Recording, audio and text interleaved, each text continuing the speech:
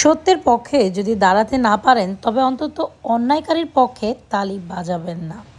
কেননা বুদ্ধিমান মানুষেরা এই পাঁচটি কথা কখনো কাউকে বলে না, কারোর সম্পর্কে সমালোচনা করে না, কখনো কারোর কথায় তর্কে যায় না বা তর্ক করে না, নিজের ঘরের কথা কখনো কারোর সাথে আলোচনা করে না, নিজের দুঃখ কষ্টের কথা কাউকে বলে না, কখনো কারোর সাথে চিৎকার করে কথা বলে না।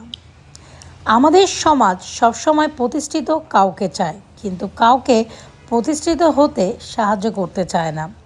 কখনো কখনো সব সত্যিটা জানার পরেও চুপচাপ মিথ্যাটাও শোনা দরকার। কিছু মানুষ কতটা নাটক করছে সেটা বোঝা দরকার।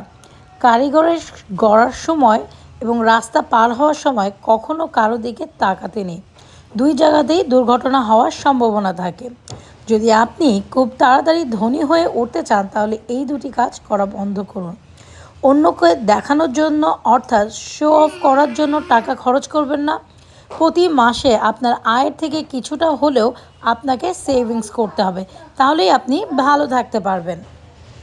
জীবনে এমন একটা সময় আসে যখন দেওয়ার মতো উত্তর, বলার মতো কথা আর বোঝানোর মতন ভাষা হারিয়ে যায়।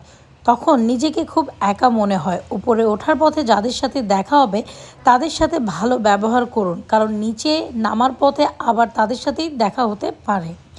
যারা বলে পাশে থাকবো, বিশ্বাস করুন তারাই সবার আগে পাশ কাটিয়ে চলে যাবে আপনার খারাপ সময়ে।